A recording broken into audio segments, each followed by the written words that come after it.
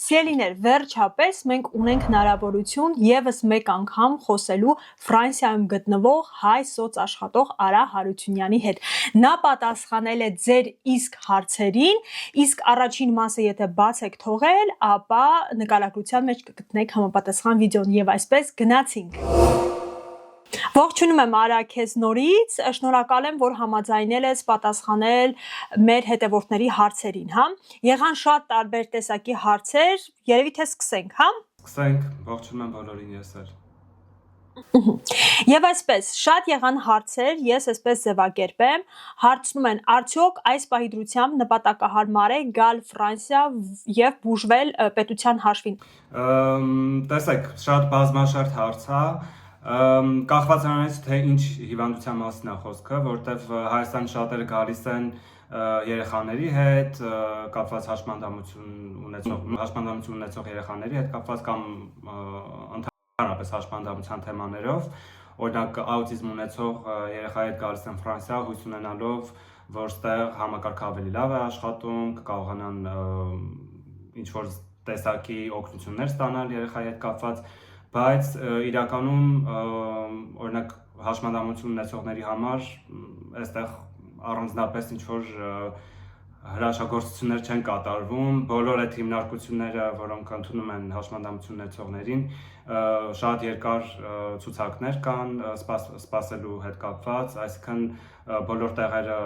զբաղված են ու մարդիկ նույնիսկ ֆրանսիացիները տարիներով սպասում են, որ իրենց երեխայի համար, ասենք, նման հիմնարկներում մասնագիտացված տեղ ազատվի, դրա համար նախ կարևոր է հասկանալ, թե ինչ հիվանդության մասին է խոսքը, Հայաստանում բուժում կա, չկա, եթե Հայաստանում կա հիվանդություն, որը չի բուժվում, միգուցե իմաստ ունի գալ Ֆրանսիա, բայց նաև պետք է հաշվի առնել այն հանգամանքը, որ ֆրանսիական առողջական համակարգն էլ իդեալական չի, կան շատ խնդիրներ, անձնակազմի խնդիր կա, բյուջետային խնդիրներ կան, էլի սպասման հետ կապված, այսինքն մարդիկ կարող է գան ու սպասեն ամիսներով մինչև ունենան հանդիպում մասնագետի հետ։ Դրա համար ինչ-որ նախ պետք է հասկանալ ինչ խնդիր է եւ եթե հնարավոր է ինչ-որ բուժում ստանալ Ֆրանսիայում, պետք է նաև պատրաստ լինել նրան, որ ամեն ինչ այտենց իդեալական չի այստեղ ու կան ժամկետներ ու նաև մի կարևոր հանգամանք 2020 թվականից երբ Վրաստանի հետ վիզաները ազատականացվեցին, Վրաստանը շատ մեծ հոսք եղավ Ֆրանսիա բուժման նպատակով ու դրանից հետո կառավարությունը որոշեց 3 ամսվա ժամկետ սահմանի այն մարդիկ, ովքեր գալիս են ապաստան են հայցում Ֆրանսիայում, 3 ամիս պետք է սպասեն, որ կարողանան հասանելիություն ունենան առողջական ապահովագրությանը ու բուժվեն։ Մինչև այդ իհարկե եթե կյանքին սպառնացող վտանգներ կան, ինչ որ բան կանեն, բայց այդպես խորապես բուժում առաջի 3 ամիսների ընթացքում պետք չի ակնկալել։ Արա ջան, շնորհակալություն պատասխանի համար։ Երկրորդ հարցը հետաքրքրված էր մեր հետևորդը, թե ինչ կասեք արցախցիների թղթաբանությունների եւ մերժման պատճառների մասին, քանի որ ըստ Ժնևյան կոնվենցիայի եւ ընդունելով այն հանգամանքը, որ Հայաստանի կառավարությունը չի ընդունում 70 կոդով արցախցիների արձանագրերը, արդյոք Ֆրանսիա եւ Գերմանիայի տեսանկյունը հակասում է Հայաստանի դիրքորոշմանը։ Ցավոք սրտի Արցախից տեղահանված մեր հայրենակիցների համար ապատրիդի կարգավիճակ ստանալը ավտոմատ կերպով չի լինում, բարդ է։ Ապատրիդը այն ստատուսն է, որ մարդը ոչ մի երկրի քաղաքացիություն չի կարող ստանալ։ Կառավարության այդ հարց պատասխանի ժամանակ պատգամավորներից մեկը նաև հարց էր ուղղել այս թեմայով ներքին գործերի նախարարին, որը պատասխանել էր, որ արցախցիները Ժնևյան կոնվենցիայի տակ չեն ընկնում ապատրիդի կարգավիճակ ստանալու համար ու պարզաբանել էր նրանով, որ այո, Հայաստանի իշխանությունները 70 կոդով անձնագրերը չեն ճանաչում, բայց պարզեցված կարգով հնարավորություն է տալիս Արցախից տեղահանվածներին ստանալ Հայաստանի քաղաքացիություն կամ փախստականի կարգավիճակ։ Ու այստեղ միգրացիայով զբաղվող գրասենյակը նաև ուսումնասիրություն է անում, տեսնում է թե ինչ իրավունքներ կան արցախցիների համար Հայաստանում եւ այլն, ու իրանք համարում են, որ Հայաստանի իշխանությունները տալիս են բավարար պաշտպանություն կամ քաղաքացիություն ստանալու հնարավորություն արցախցիներին, այդ չի նշանակում, որ Արցախից տեղահանվածների ոչ մեկի դիմումը չի բավարարվում, կան առանձին դեպքեր, ես օրինակ դեպքեր գիտեմ այն մարդկանց հետ կապված, ովքեր մասնակցել են ռազմական գործողություններին, որից հետո իրենց հանդեպ ինչ-որ պատճառներով քրեական գործեր են հարուցվել, նման մարդիկ կարողացել են ստանալ օժանդակություն պաշտպանություն, բայց միայն այն հանգամանքը, որ դուք Արցախից տեղահանված եք, ցավոք սրտի չի երաշխավորում, որ դուք Ֆրանսիայում կստանաք ապաստան։ Այսպիսի եւս մեկ հարց, ինքը լատինատառա է գրված, ես կփորձեմ այդպես կարդալ։ Տեսեք, նախ հարգանքներս ձեզ, 2011 թվականին եմ եկել Ֆրանսիա, երկու երեխաները սովորել են, ավարտել են համալսարաններ, ես լեզվի թղթեր ունեմ, հավանաբար սերտիֆիկատ, 2018 թվականին ապրել եմ ֆրանսիացու հետ, ապա 2024 թվականին ամուսնացել եմ, դատվածություն չունեմ, մաքուր եմ, նկատի ունի երևի քրեական ոչ մի խնդիր չկա, եւ անցած տարի թուղթս 2 տարեկան ինձ տվեցին 1 տարեկանի համար, հիմա սպասում եմ ռանդևուի, այսինքն պայմանավորվածության, տեսնեմ ինչ կասեն, դուք ինչ խորհուրդ կտաք, մերսի։ Եթե ամուսնացած եք Ֆրանսիայի քաղաքացիություն ունեցող մարդու հետ, ուրեմն իրավունք ունեք ստանալ կացության քարտ, բայց երևի ժամկետների մասն է խոսքը, ինչպես միշտ ժամկետները շատ երկար են, դիմումից հետո կարող եք ամիսներ սպասել մինչև լինի կացության քարտը, բայց քանի որ ամուսնացած եք Ֆրանսիայի քաղաքացու հետ, խնդիր չի լինի, պետք է ուղղակի համբերությամբ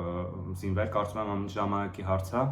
ու ամուսնությունից 4 տարի հետո էլ արդեն կարող եք դիմել Ֆրանսիայի քաղաքացիության։ Եղավ, շատ շնորհակալություն Արա ջան, եւս մեկ հարց, խնդրում եմ հարցրեք, 10 տարի է բնակվում ենք Ֆրանսիայում, վերջին 4 տարին Emmaüs կազմակերպությունում, սակայն մինչև օրս այդ թուղթ ասվածը չունենք, ինչ անենք, ինչպես կարող եք օգնել մեզ։ Emmaüs կազմակերպություն, եթե դու գիտես, կխնդրեմ քիչ ավելի բացես այս հարցը, հա։ Ուրեմն Emmaüs-ը կազմակերպություն է, ասոցիացիա, որը ընդունում է մարդկանց տարիսա կացարան, առանց իրանց ադմինիստրատիվ կարգավիճակը հաշվի առնելու, այսինքն կարելի է լինել ոչ օրինական կարգավիճակով ու լինել Emmaüs-ի ասոցիացիայի անդամ, նրանք տրամադրում են կացարան ու դրա դիմաց նաև կատարում են որոշ աշխատանքներ, օրինակ նրանք գալիս են, տներից վերցնում են տարբեր օգտագործված իրեր, օրինակ դուք որպես քաղաքացի կարող եք նվիրատվություն անել, օրինակ ինչ-որ, չգիտեմ, ունեք սեղան, աթոռներ ու չգիտեք ինչ անեք, կարող եք նվիրել այդ կազմակերպությանը ու այդ կազմակերպությունում ապրող ու աշխատող մարդիկ վերամշակում են, վերանորոգում են այդ գույքը, հետո դրվում է այդ ամեն ինչը վաճառքի։ Ֆրանսիայում ապրողները հաստատ կիմանան Emmaüs-ի մասին ու այո, 3 տարի այդ կազմակերպությունում բնակվելուց, աշխատելուց հետո տեսականորեն իրավունք ունեք դիմեք պրեֆեկտուրա ձեր կարգավիճակը օրինականացնելու համար, բայց կա մի կարևոր հանգամանք։ 3 տարի ապրելը դա ձեզ ավտոմատ իրավունք չի տալիս ստանալ կացության իրավունք, ամեն ինչ կախված է պրեֆեկտի, ձեր մարզի պրեֆեկտի կամքից, ցանկությունից, այսինքն ինքը ամեն դիմում նայում է ու շատ հեշտ կարա, նույնիսկ եթե բոլոր պայմաններին համապատասխանում եք, 3 տարի ապրել եք Emmaüs-ում, 10 տարի Ֆրանսիայում եւ այլն, իրանք պրեֆեկտը շատ հանգիստ առանց որևէ բարձրաբանում տալու կարող է ձեր դիմումը մերժել, քանի որ ձեր իրավիճակի մանրամասներն չեմ տիրապետում, որովե կոնկրետ խորհուրդ չեմ կարող տամ։ Արդեն երբ որ դիմում եք ռեգուլարիզացիայի, այս դեպքում ամեն ինչ կարևոր է, նույնիսկ եթե ինչ-որ կամավորություն եք արել ինչ-որ կազմակերպությունում, լեզվի մակարդակին տիրապետում եք թե չէ, երեխաները ոնց են սովորում դպրոցում, արդեն բոլոր ֆակտորները պրեֆեկտուրան հաշվի առնում որոշում կայացնելուց առաջ։ Թե ինչ-որ ընդհանրական խորհուրդ կարելի է տալ, դա այդ է, հա, այսինքն լեզուն սովորել, փորձել կամավորություն անել, այսինքն ամեն ձևով փորձել ինտեգրվել հասարակությանը, որ ձեր շանսերը դրական պատասխան ստանալու բարձրացնեք։ Արո ջան, այս հարցը մի քիչ ավելի խոհափիլիսոփայական է։ Քեզ հարց են տալիս, թե հնարավորինս ազնիվ խոսել, կխնդրեմ, ինչ փոխվեց ձեր կյանքում բացի օտար միջավայրից, կա արդյոք վախ, որ 10 տարի հետո դուք նորից կանդրադառնաք ասիական միջավայրում, երևի նկատի ունի կհայտնվեք ասիական միջավայրում։ Եթե իմ մասին է հարց տվողը հարցում, թե իմ կյանքում ինչ փոխվեց, շատ բան փոխվեց, որովհետև երկիր ես փոխում, ուրիշ մշակույթի հետ ես առնչվում, տարբեր ազգերի ներկայացուցիչների հետ ես շփվում, ու նաև ֆրանսիացիներից շատ բաներ սկզբից թվում են տարօրինակ, բայց հետո հասկանում ես, որ դրանք էլ կարելի է ինտեգրել քո կյանքում։ Ֆրանսիացիները շատ են սիրում դանդաղ ապրել, ինչ-որ նստել, ինչ-որ սրճարանի տերասում ու երկար նստել գիրք կարդալ, թերթ կարդալ մի բաժակ սուրճի հետ, շատ են սիրում ուտելիքից խոսել, սկզբում ինձ այդ տարօրինակ էր թվում, որ ինչքան կարելի է ուտելիքի մասին խոսալ, բայց դա կյանքի փոքր հաճույքներից է, որ իրանց համար գաստրոնոմիան շատ մեծ տեղ է զբաղեցնում։ Հետո Արա ջան, դու քանի որ իմ կողմից ես ասեմ, եթե թույլ տաս, դու նաև Ֆրանսիայի քաղաքացի ես եւ ֆրանսիական անձնագիրը ու նաև կեցության իրավունքը թույլ է տալիս շրջել, աշխարհը տեսնել, մարդկանց հետ հաղորդակցվել, նոր մշակույթ, նոր երկրներ։ Ինձ թվում է այդ առումով էլ շատ դրական է առաջընթացը։ Հաջորդ հարցը հարց պրետենզիա է։ Դուք չարաչար սխալվում եք։ Հայաստանի փախստականների ձեր տված թիվը սարսափելի շատ է համեմատելով հայ ժողովրդի սակավաթիվ լինելուն եւ աշխարհի բոլոր ծանր վիճակներում ապրող բազմաթիվ ազգերին, որ դիմել են ապաստանության։ Դա պարզ տոկոսային հաշիվ է, մասնագետ էլ պետք չի լինել։ Ես անկեղծ ասած այնպես եմ կարդացել, ինչպես գրված է։ Չասեք, որ անգրագետ եմ։ Փորձեմ արձագանքել հարցին։ Նախորդ վիդեոյին, որը նկարանել էինք, ես խոսել եմ միայն 1 տարվա ընթացքում Հայաստանի քաղաքացիների կողմից ապաստանի դիմումների քանակի մասին, որը 1000-ից մի փոքր ավել էր։ Իհարկե դա շատ փոքր թիվ է։ Երևի այդ թիվն է ինչ-որ թյուրըմբռնումների պատճառ դարձել, բայց իհարկե Ֆրանսիան ամենահայաշատ երկիրն է Եվրոպայում, որոշ տվյալներով 500,000-ից ավել հայ է բնակվում Ֆրանսիայում։ Երևի այդ էր ինչ-որ թյուրըմբռնման պատճառ դարձել։ Ինձ թվում է նաև, գիտեք ինչ, ախր Ֆրանսիան երբ որ տալիս է ինքը ցուցանիշներ, ինքը տալիս է ընդհանուր իր փախստականների համեմատ։ Ինձ թվում է դա է մի քիչ թյուրըմբռնման պատճառ դարձել, որովհետև երբ որ դու ասում ես որևէ թիվ, դու չես ասում համեմատելով Հայաստանի բնակչության հետ, դու ասում ես համեմատելով այլ երկրների ցուցանիշների հետ։ Այսինքն, եթե 100 հոգի է դիմում ապաստանի հայց ներկայացնում Ֆրանսիայում եւ դրանցից օրինակ 2-ը հայ են, բնականաբար այդ 2 թիվը դու համեմատում ես 100-ի հետ, այլ ոչ թե քանի հայ է ապրում Հայաստանում։ Սա իմ կարծիքն է, չգիտեմ, ես այդպես հասկացա հարցի էությունը։ Բայց քանի որ խոսեցիր սիրելի Արա նաև մեր սիրելի ֆրանսահայերից, կա նաև մի այլ հարց, պրովոկատիվ հարց։ Ձեզ ասում են, ի սկզբանե Արա, ձեզ չեմ ակնարկում, բայց ֆրանսիահայերի 90%-ը սկսած հին աղբարներից, վերջացրած նոր եւ միջին գնացածներից, ոտից գլուխ խրված են կեղծիքի մեջ, լինեն պետական համակարգում, շուկայում, բիզնեսում եւ այլներում։ Դառը փաստ է, բայց համակերպվել է պետք։ Առանց կեղծիք հայ չի լինի։ Մենք հայերս շատ ենք սիրում ընդհանրություններ, ես դրանց դեմ եմ։ Մենք սիրում ենք ասել, որ հայերը կեղծավոր են, ֆրանսիացիները կեղտոտ են, չեն լողանում,